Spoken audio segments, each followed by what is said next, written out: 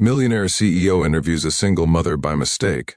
What she did next shocked everyone. Sarah Martinez sat in the waiting room of Bennett Corporation, clutching her worn leather folder.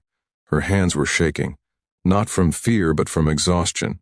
She'd worked a double shift at the diner last night, got 3 hours of sleep, dropped her 6-year-old daughter Emma at school, and now she was here, for a job she desperately needed. The receptionist had looked at her strangely when she walked in. Sarah noticed it but ignored it. She was used to people judging her. Single mom, no college degree, working 3 jobs just to keep the lights on. "Miss Martinez?" A young woman in a crisp suit appeared. "Mr. Bennett will see you now."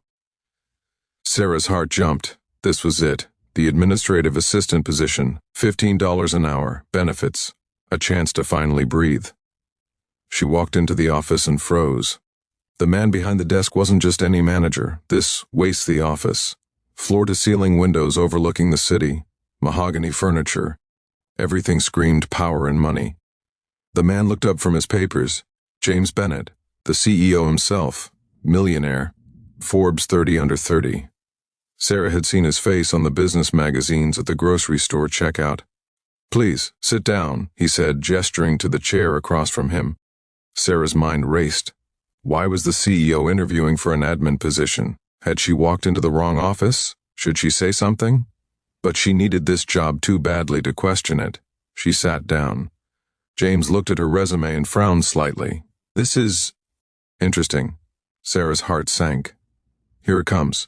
The rejection, the "you're not qualified" speech she'd heard a dozen times before.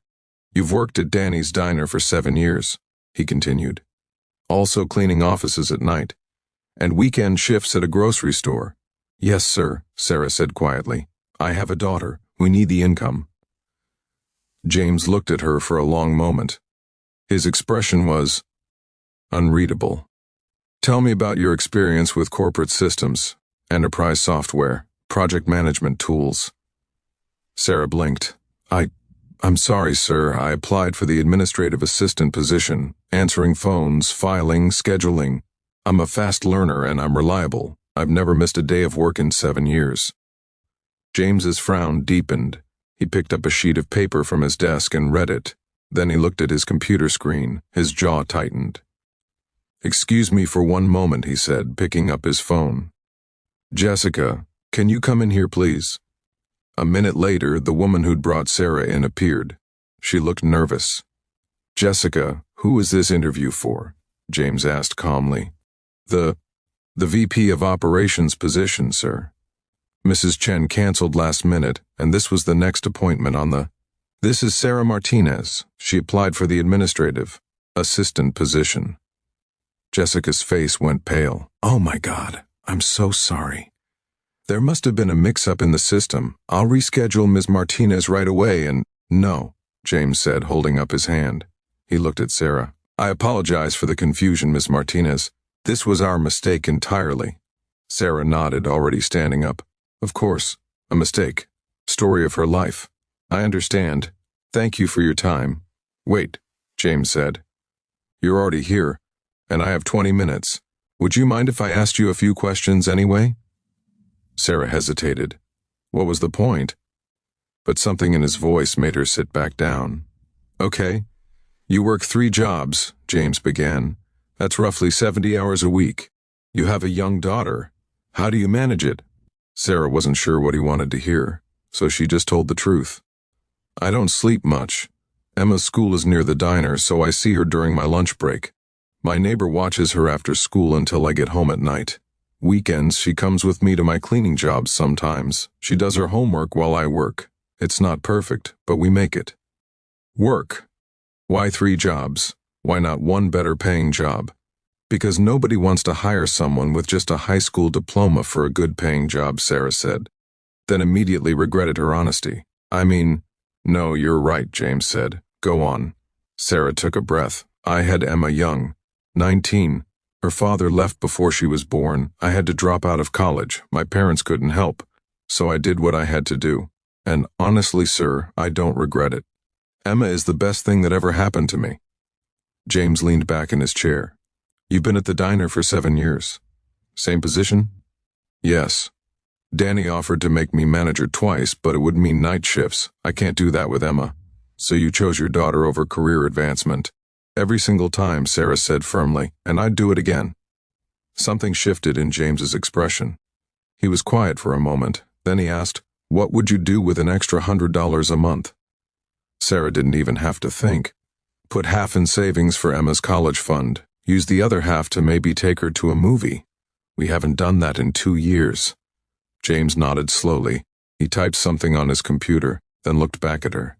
"Ms. Martinez, I'm going to be honest with you. The administrative assistant position pays $15 an hour. It's 40 hours a week. With benefits." "I know," Sarah said. "That's why I applied. It would mean I could quit one of my other jobs. Spend more time with Emma. What if I offered you something different?" Sarah's breath caught.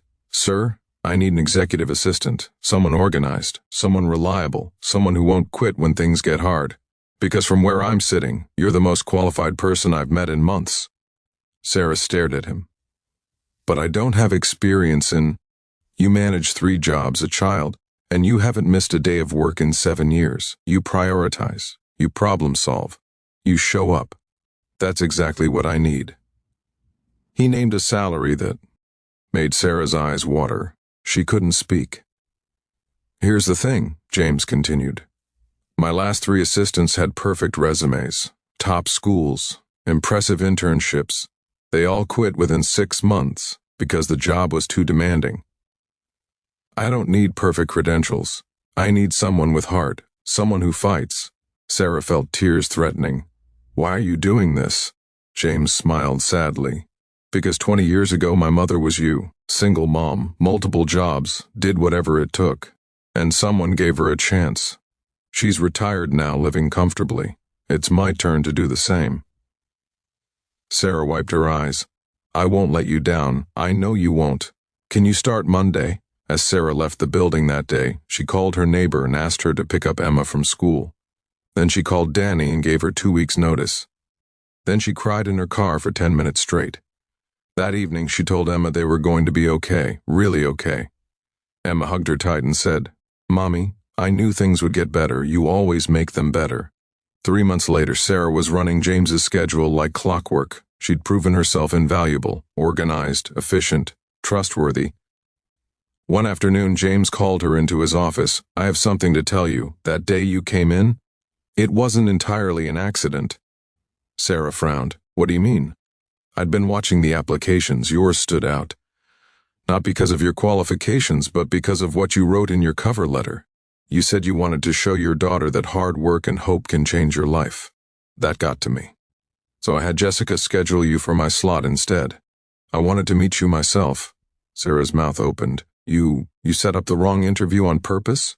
"I wanted to see how you'd react under pressure, to an impossible situation. And you were honest, humble, real. That's rare." Sarah didn't know whether to laugh or cry. "You could have just said that. Would you have believed me if I'd offered you the job right away?" She thought about it. "Probably not." "Sarah, I'm promoting you, chief of staff. You'll oversee operations. It's more responsibility, but I know you can handle it." This time Sarah did cry. Because kindness isn't weakness. It's the strongest thing in the world.